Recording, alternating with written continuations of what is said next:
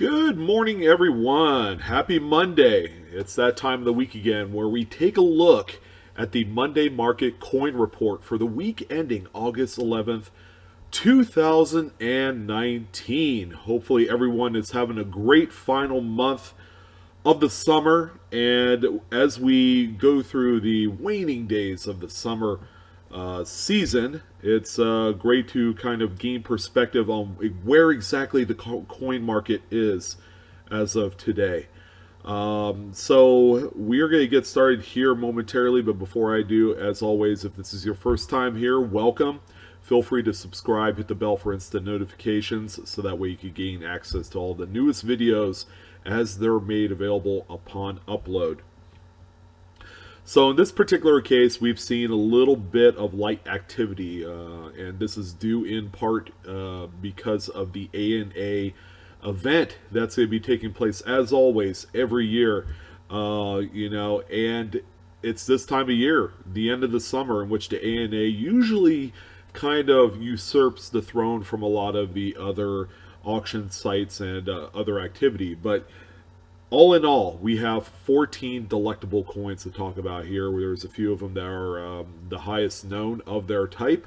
We're going to take a look at them. And then finally, I wanted to close it out on just exactly the risks of getting into modern coins in terms of grading and just getting in that particular kind of market segment in which, in most cases, it's not really easy to do. But anyways, I wanted to go ahead and kick it off with the first coin on the list. And of course, it's one eBay coin that I wanted to draw your attention to today. As a matter of fact, it's two coins. Okay, so there is a 1964 Kennedy $50 set that sold on eBay August 4th, so about a week ago, actually a week from Sunday, which is the last day of the week. But this particular two coin set, each one graded by PCGS respectively. The very first coin on the left here is a coin that was struck 45% off center with an what they call an indent, which means another coin was on top of it overlapping, and it created an indent on there. The second coin, of course, is a double struck coin, one in which it has a strike that's 65% off center, and the other one is 80%. So these two coins are what they call a mated pair. Okay, so these two were the overlapping coins in question, which is why you have the indent on the other one. However, one coin graded PCGS Unk detail with a scratch. Okay, and that would be the one with the 65 and 80% off center on there. This one sold for $18,950, worth every penny. And the big reason why it's so hard to find an actual mated pair that were designed to be together to help illustrate this error in question. Okay, this is a pretty phenomenal set right here. Someone paid all the money in the world for it. You never know. This is something that possibly could be a linchpin in a error collection. All right, it's very seldom do you see errors reach this kind of price level without some sort of pretty substantial justification in all of it. But this one right here is a pretty exceptional listing, and out of all places, it's sold on eBay. So pretty nice sale right there. So the balance of what I do have to kind of talk about are all coins that came off of Great Collections. Okay, Great Collections does these weekly auction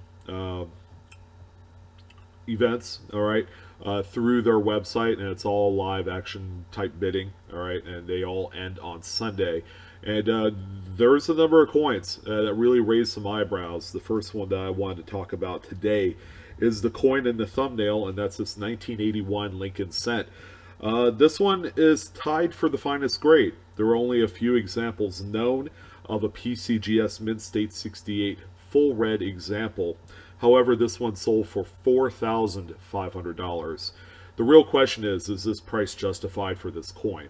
Well, yeah, it really does set some sort of a market precedence that these coins are still worth a lot of money in the highest grades. Who exactly are buying these? Well, people who generally participate in what they call a registry set program. And this is all facilitated by their respective grading companies. Like NGC has their own registry set program, PCGS, probably the elite grading service and all of this, has their own registry set. So it's a points based system. People buy the finest grades to get them up high enough on the total points list. It's more for bragging rights than anything else, but you win neat awards every year. Plus, you have a collection that typically would be the highest of the high. One of the elite level of collections that will surely either stay at their respective price value or maybe go up over time. It really depends on how flooded the market gets. If people do decide that they want to, do some of these grades with the expectation that it's going to be a high level, it's kind of hard to say. But that's the 1981 Lincoln cent there for you. So the next one that we have here, probably my least favorite coin out of the whole list, but it's a 1968 Lincoln cent. It's a PCGS graded mid-state 67 plus, full red. Okay, my big hang up on this coin is how chewed up the rims are on both the obverse and the reverse. Now, if you take a look at the front of the coin, somewhere in that 5 to 7 o'clock area on the rim at the bottom, you could see why. Typically, graders will give demerits on a coin based off of the total appeal, okay? And that also includes the rims. If the rims are as beat up as this one is, I feel like it doesn't deserve that high grade level, okay? This one right here is the highest grade that you could possibly ask for a 1968, okay, even though it's an earlier coin. But this one, in any case, sold for $2,531.25. So that's what I have to say about that one. I've been asked on a few occasions on what the lowest price point is for a 1955 double die obverse. Now, I don't typically talk about these coins in spite of the fact that they sell generally weekly. Okay, these coins are widely available and they are extremely popular. Okay, they sell for a great deal of money if you do own one. And this one right here is a fine example of a coin, or an example that typically falls on the low range of the price point scale. Okay, this one is a details coin. It has been whizzed, which you can't really tell on this coin, but the surfaces on there look pretty unnatural. So it was graded by Annex as an AU50 details whizzed. So someone took a fine kind of Dremel-like brush tool and went over the surfaces of the coin to try and replicate something that looks mint state. In this case, it really did more damage than not. But it's still, your diagnostics for the main doubled die is very strong on this one. So if you're looking for an affordable example, this is the example right here that sold for $1,027.12. You don't typically come across these coins for under $1,000. So I wanted to point that out. So let's go ahead and jump into some nickel action, in which the first coin that we have here is a 1970s Jefferson nickel. This one grades out PCGS mid-state 66 full steps, and this one sold for $2,531.25. What I can say about this coin is it's a tough date. It's not the highest grade. I believe 66 plus might be the highest with full steps. But as you can see, they had a little bit of leniency brought upon this coin just based off of the steps. Okay, the steps aren't super immaculate, but in PCGS's case, there was just enough on there for them to designate full steps on this one. All right, so that's the 70S for you. The next coin that we have here is a 1962D Jefferson nickel. Again, another pretty tough date, but I've seen here in the last, I would say 30 to 60 days, more examples of early 60s full steps nickels come out into the marketplace. Now, this is a buyer beware kind of situation where there's more of these entering the marketplace, with the flooded kind of market reaction that we're seeing for these early 60s Philadelphia Endeavor minted coins. You want to tread lightly if this is your thing. only because there are more pieces coming out into the marketplace, and that's going to negatively affect the overall values of this particular coin. But in any case, it graded PCGS Mid-State 65 full steps, and it sold for $4,050. All right, so you want to make sure that you keep an eye on this particular price trend, and I will let you guys know if there are any other examples of some of these tougher dates that come out into the marketplace. This one is certainly a market watch for sure, and let's see what happens. So the next coin that we have here, although falls underneath my typical required post 1950 prerequisite for modern coins on this Monday market report, this 49D is certainly worth some mentioning. Okay, it's not nearly as tough to find in a high grade or full steps, but this one has the best of both worlds. Plus, it's got some nice, attractive light toning on there. It's a PCGS Mid-State 67 Plus with full steps, and this one sold for $4,837.50. All right, so that's one there. We're going to go ahead and jump into the quarters. We didn't find anything worthwhile in the dime department that's worth mentioning, but this one right here is a 60D Washington quarter. Pretty nice grade. It's an NGC Mid-State 67. CAC certified, and it also has a little bit of toning on there as well that gives it some of that originality.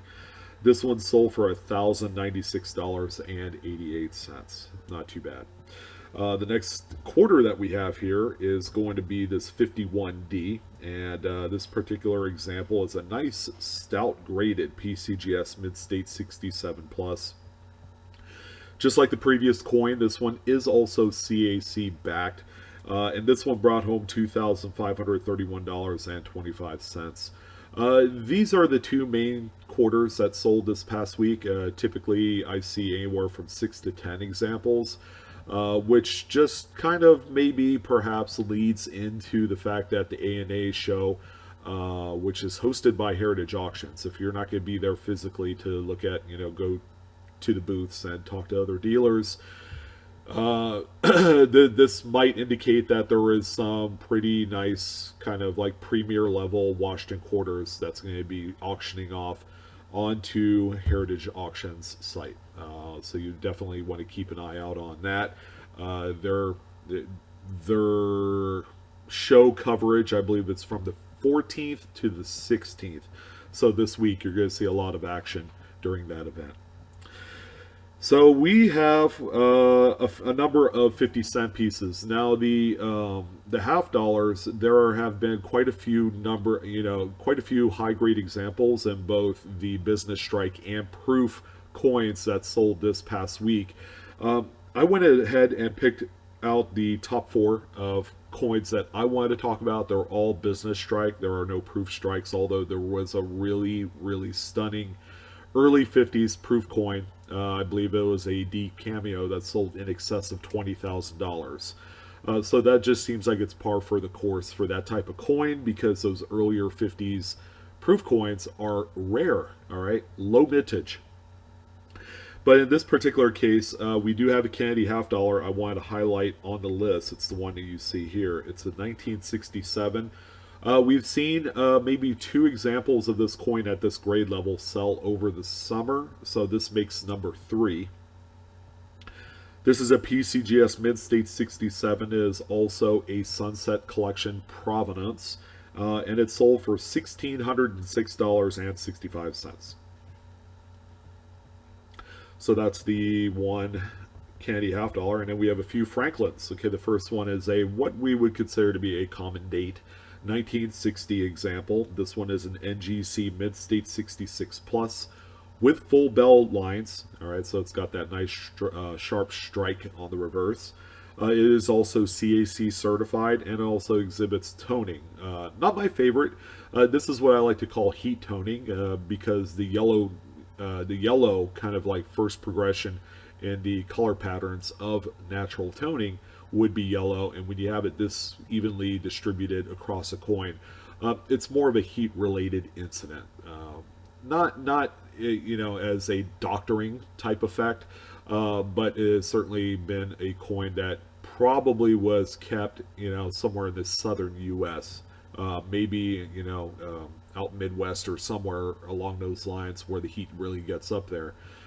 So depending on the storage conditions, that'll make this coin turn this even shade of yellow. But in any case, this coin was nice enough to sell for $1,040.62. So there you go. The next one we have here is, the next two coins, as a matter of fact, are two of the toughest dated coins to find with full bell lines. The first one is the 1954S.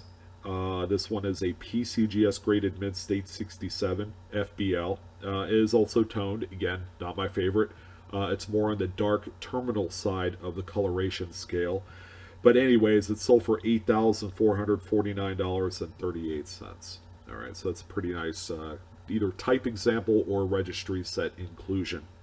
And the same goes for the 1954D that you see here as well. This one is another bomb. This one, a half a point lower grading wise, is a PCGS Mid-State 66 Plus full bell lines, and it's also CAC certified and toned. Again, that dark old album toning, my least favorite. But it sold for $9,156.38. So there you go.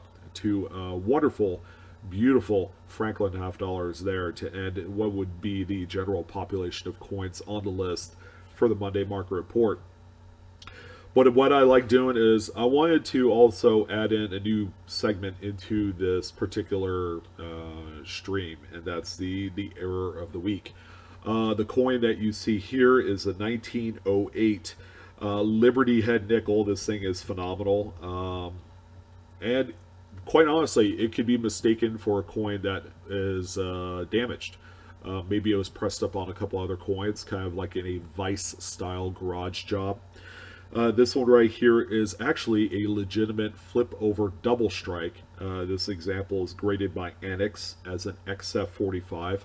So it's seen a lot of circulation, all right? And I would venture to guess that this was probably found in a group of just circulated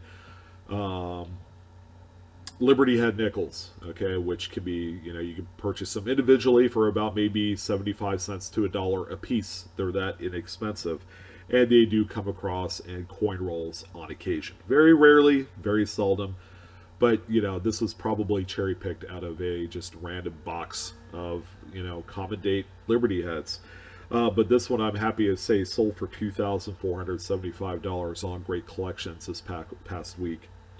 But anyways, ladies and gentlemen, that's going to wrap it up for the Monday Market Report. Part of it, I wanted to take a minute or two to discuss the grading aspect, because I get a lot of questions. I have this coin, I have this coin, I saw you talked about this on your market report, and I'm interested in getting it graded. So it's always good to know exactly what the risks and the rewards are, okay? In this case, it's almost like playing the lottery.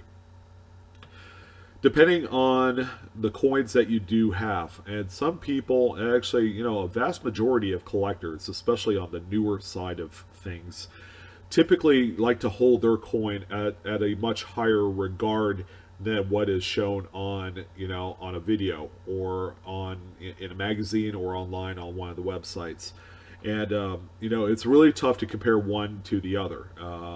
As a matter of fact, if you're comparing with photos to a coin that you have in hand, but you don't have, like, say, the sufficient kind of tools to get in close on your coin, like a 30 times magnifier, for example, we are talking about an apples to oranges situation, where, if you're ill-equipped to kind of get into this segment of coin collecting, it can be a burdenous type of lifestyle. Take me, for example. I've done it for a while, and I actually had to give myself a break, and right now I'm on a 2-year break. I have not submitted any new post 1950 coins to a grading service in quite a while. I've been actually kind of saving up a lot of those earlier classics for grading, in which I will show you guys a video on how to submit coins for grading here pretty soon. It's going to be through NGC. I'm not membershiped with PCGS after a couple years, just to give myself a break. I'm not sure if I'm going back into it, but keep in mind when you are considering sending coins to grading, okay, there's a lot of fees involved. The biggest one is going to be that initial kind of membership fee. Okay, you got to spend the money, whether it's $99, $79, $150 for the various programs on, say, like a PCGS. But you have to pay that kind of money up front before you do these submissions. Now, when you sign up for a gold level or a platinum level, you do get a voucher for a couple free submissions.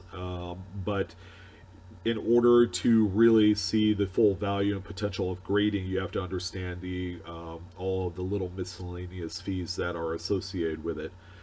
So let's say you spend $100 on these membership, and then you spend on average $20 to $25 per coin to submit for grading, and then you have to pay for shipping. Generally, when you're sending out coins for grading, you would send them out registered mail, okay, because you're covered up to $50,000 in insured value for your coins. As a matter of fact, the coin graders recommend that you do that anyways to protect not only your interests and your coins, but also on the PCGS side as well. So when that happens, and then you go from there. If you wanted to do a variety submission, that costs extra money. If you wanted like a quicker turnaround time, that costs even more money. So it could get really expensive right away. And if you're dealing with a lot of modern post-1950s stuff, that can get really tough because the graders, as much as you want to believe that they're kind of like riding the right side of the grading process, you just sometimes can't help but think that they give preferential treatment to maybe some of the biggest companies that provide them, with a higher level, higher quantity of bulk business. So, those are some of the things that come across my mind when I do these submissions. But anyways, high risk, high reward fashion type of segment into coin collecting, and it can work out. At the same time, it's highly risky. But anyways, that's going to wrap it up, guys. Hope you guys enjoyed this video. For those of you that stuck around all the way to the end, even more appreciative. Again, like, share, subscribe if you haven't done so yet. I'm your host, Sean, with Blue Ridge Silverhound. Thank you for joining us on the Monday Market Report. You guys take care. Have a wonderful Monday. Don't work too hard. And I'll see you on the next one.